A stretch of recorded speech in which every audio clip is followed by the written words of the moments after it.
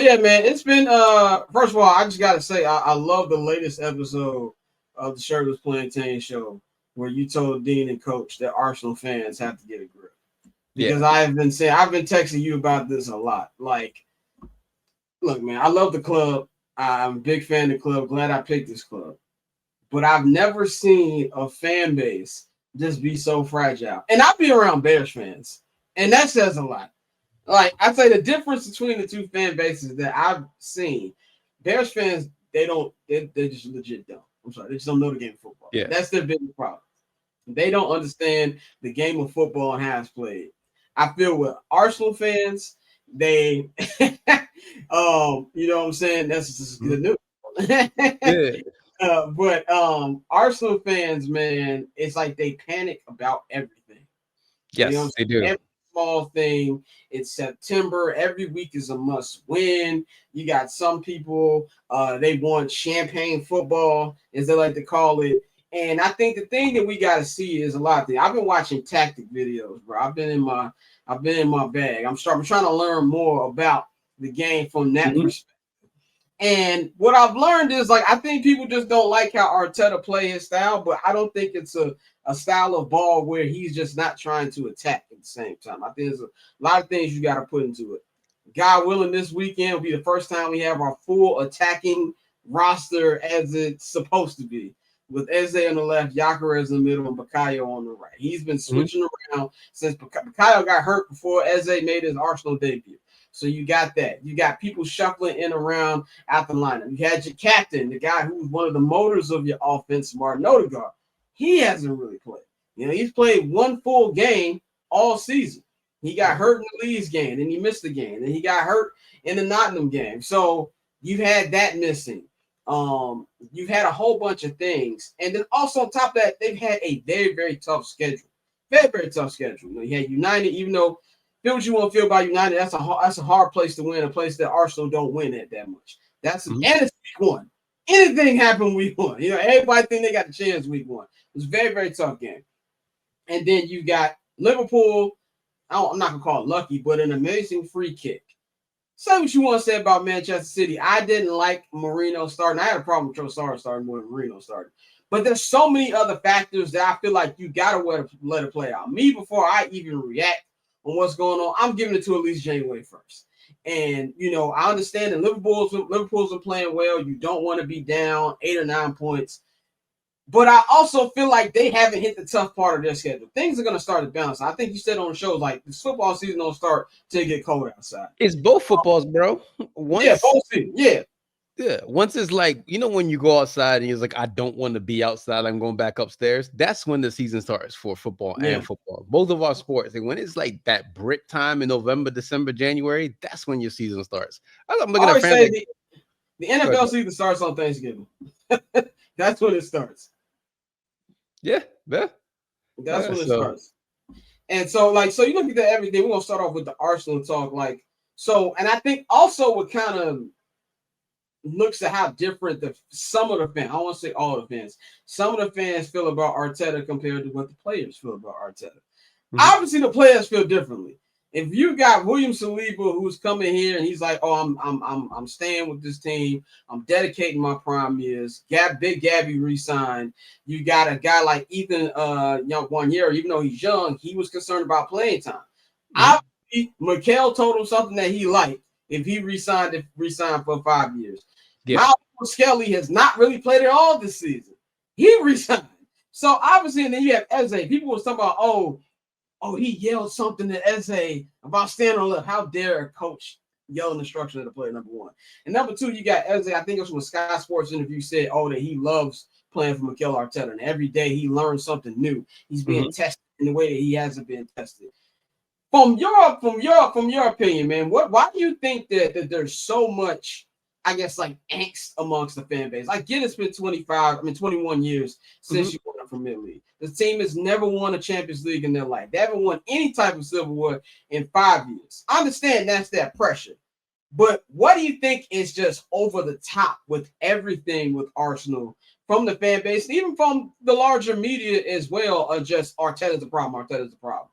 I think the real issue, and it's not just Arsenal fans, but it's other sports fans. Like I'm a Ravens fan too, so I see it where I'm like everyone's mad at EDC for not trading away draft picks. I'm just like, first and foremost, running a competent sports team is one of the hardest things to do. It doesn't matter what sports team, like to be consistently good in any sport is hard, right? And Arsenal have, for the lack of better terms, the last 6 years been one of the best clubs in the world, not just in England. I generally feel Arsenal's a top 5 team in the world. You're defensively sound. Yeah, you get unlucky breaks where you get injured. And I understand the fans' frustration. I get that. But I need everybody to relax a little bit, understand like this has been a very long, drawn out process.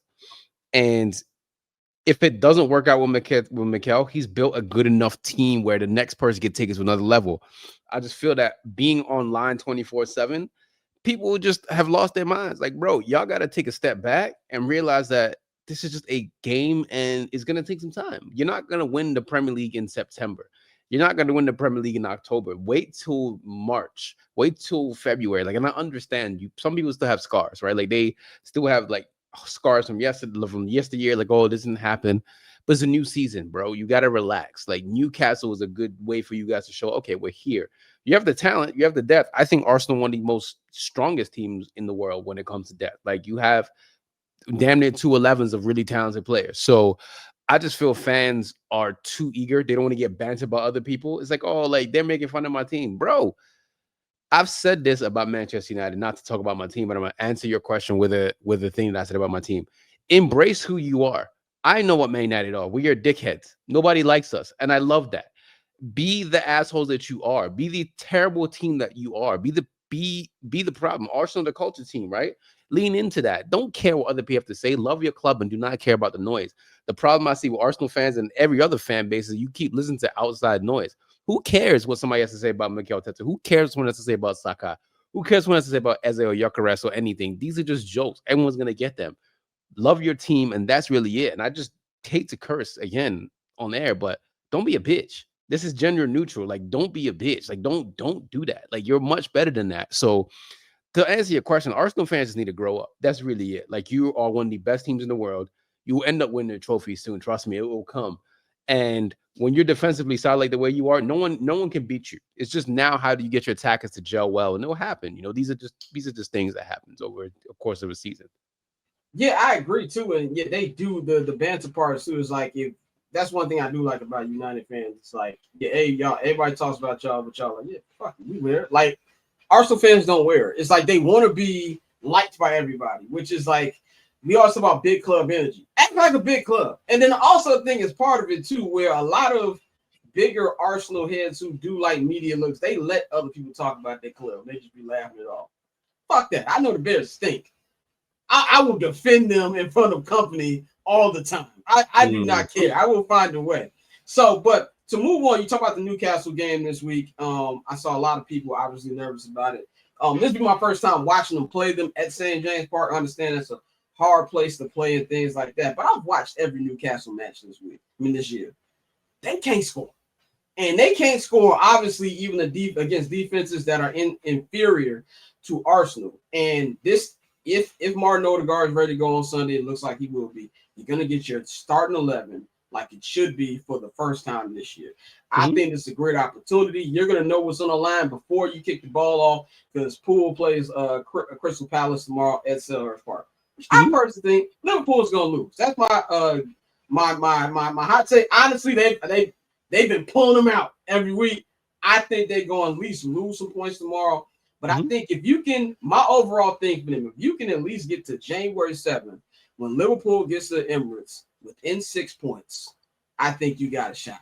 For sure. And then, because then you'll win, you cut it down to 3. I'm with you. I do think the trophy is going to come. I think they're going to get at least 1 this year, maybe 2. And I do think they got to take each one. But I think William Saliba signing is a great thing. Sounds like Bukayo Saka is going to be coming next. And now you've got your core. So even if Mikel isn't somebody who can get it done, looks like Josh Kroenke's got even more power now. He got rid of Tim Lewis. Looks like that they spent a lot of money. They're going to be spending more money. So if Arteta can't get it done, trust me, there will be a line of people who would love to coach this talent in their primes and locked under contracts. I think that's one thing that Arsenal fans got us. And I have a hot take for who Arsenal should replace Mikel with if in the future, if that's where you want to go. I've told you this privately and I say it publicly. I think Cesc Fabregas should be Arsenal's next coach. But that's, neither here nor there. But I still like Mikel Arteta. I don't think he should be leaving anytime. So I think he's got both of his feet up on the couch. Like he's coaching. Yeah. I think that if he even gets one trophy, even if it's a trophy as small as the Carabao Cup, I just think he can't go trophyless with all the money that the team spent this year. But moving on, let's talk about the Premier League leaders, Liverpool. They are finding a way to win each week, 15 points out of 15. Won their Carabao Cup matchup this week against Southampton, but something very funny happened in that game. Hugo Ektike, who you put me on months ago, and he was number 2 on my list right after Gyökeres. I don't like the fit there, not just because I don't like Liverpool, but we all knew that the Isak thing was eventually going to happen. I feel like he should have went somewhere where you knew that your playing time was not going to be taken away. He went out there, scored the game-winning goal, the game-sealing goal, took his shirt off, and, put it up in the air like Messi did, and he got the red card, got kicked out. Whole big thing. And now there's drama, people saying, oh, he's frustrated about the playing time. Are we making too much of a big deal out of this situation? And what do you think about, obviously, I won't say long-term future because he's under contract. He's not going anywhere. But what do you think this is going to – you think he's going to have a hard time dealing with the fact that either he's going to be sharing it with Isak, he maybe plays a little bit of left wing, or that he's just going to be coming into games that Isak's not playing? What I tell you like 10 minutes ago, 10 minutes ago, I told you that fans overreacting their 2 online. That's really it. Like, bro, it's September 26th, 2025. My good brothers and sisters, the season ends in May, June, okay? Relax. Calm down, okay? That's all I got to say. They'll figure it out. They're all far too talented. They don't have egos. Ektike is not somebody who I see has an ego. He's somebody who understands, you got to share minutes, you got to share time. And plus, you got to understand, like, look, players are dropping like flies, man. Like, there's injuries all over the place. So Liverpool have 2 really good strikers, one who could play on the left. They could play together. They could play off each other. There's different variations of formation they can play. So they'll be fine. They'll figure it out. These are rich nigga problems to have. Excuse my French. That's what Liverpool has. Right? And they just lost one of their center backs for a year with the ACL. We just saw Barcelona just lost Rafinha after losing. This happens. Yeah, no, they lost Gavi. They lost Gavi for like until March. Yeah. So, and you're right about that. The season's so long. I thought about the other day, like when the season ends, we'll be a week away from the NBA Finals. We also the NBA season don't begin until a month. My brother, by the time the season ends, we're getting right into the World Cup. Yeah. That's a long time from now.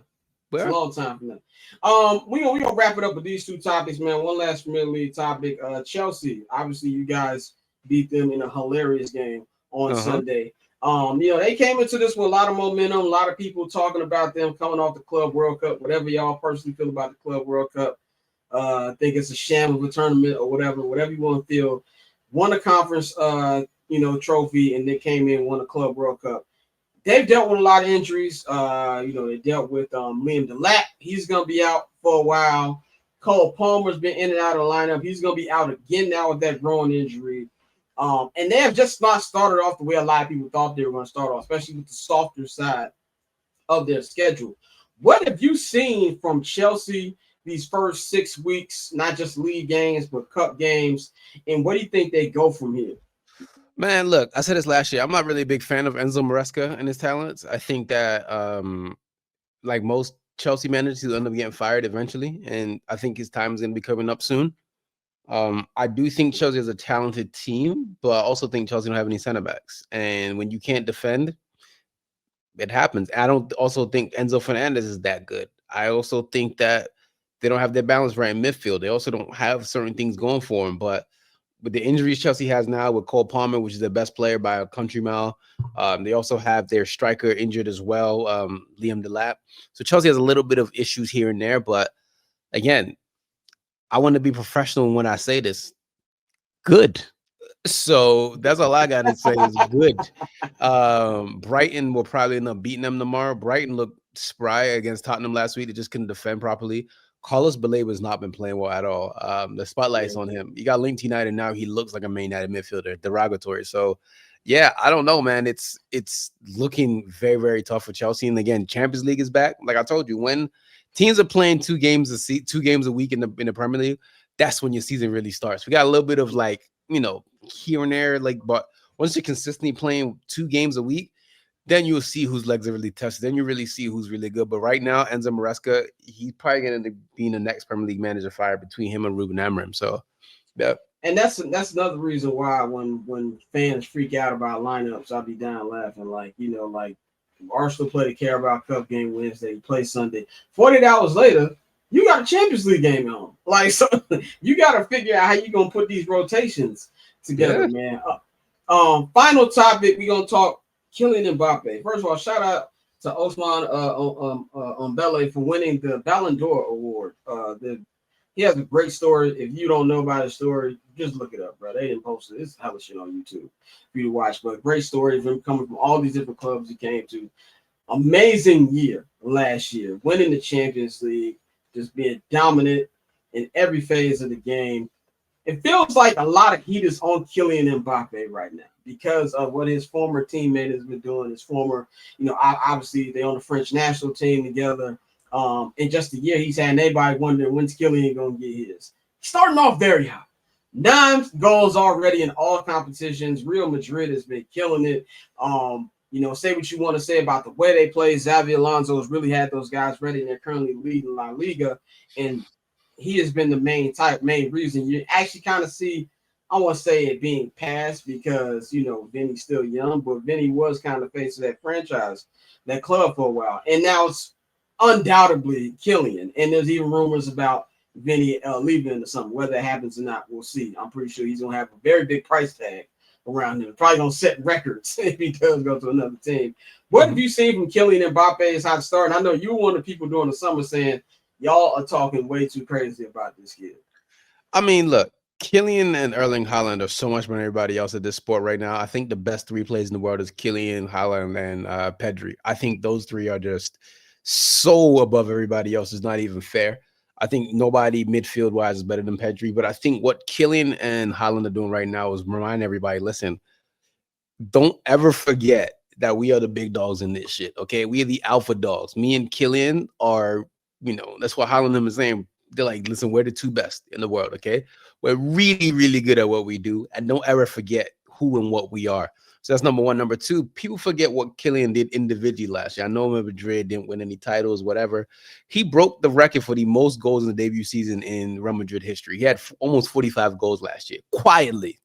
This man is close to like almost 100 goals for Real Madrid. He's like 53 now, 54. By the time this time next year, we're going to be saying, oh, he's maybe 10 goals away from 100 goals. And we keep forgetting that Kylian is like that. And I think one of the things that Kylian has done very well this season, he's adapted his game to play centrally. I think what Kylian used to do in the past was cut in from the left, move in. But like now he's in the center, he'll go to the left or he'll stay in the center. So he's now adapted well in Spain, growing his hair out. He's wearing number 10. He's feeling himself and he's getting assists and goals. And it's just one of these things where he just feels inevitable. Like, yeah, he's scoring a lot of penalties, but goals have to be scored and he's doing his job. So for me, Kylian's always been that guy. I mean, when you saw him at Monaco when he was 16, 17 years old, you knew he was special. Like, there's some players, and it goes for every sport. You watch them and you watch maybe 1 or 2 games, you know that this is just a different breed of human being. Kylian is in that level. So I'm never worried about him. He's too talented for him to fail. And he's got the mental capacity down too. So, yeah. Yeah, I'm glad you brought up Haaland too, because I hate when people, oh, his game is hard to watch. Man, look, I hate when people try to, it's like when people judge shooting guards and be like, oh, they don't do anything but score. That's what they're there for. I want my strikers to score. Like, I don't care how he looks when he does it. You know what I'm saying? Just get the buckets. And I don't see anybody in the sport, not like Alexander Isak, and maybe he'll get there one day. But they just make it look too easy.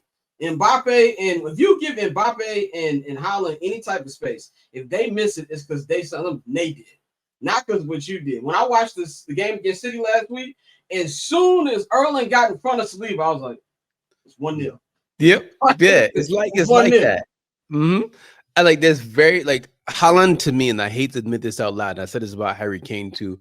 they're in that echelon of all-time strikers. Like, I don't care what you say, like they are up there in the pantheon of just greatness. And I don't care how they got him, how much money City pays him. Objectively speaking, you take a step back, Erling Haaland is an absolute freak of nature.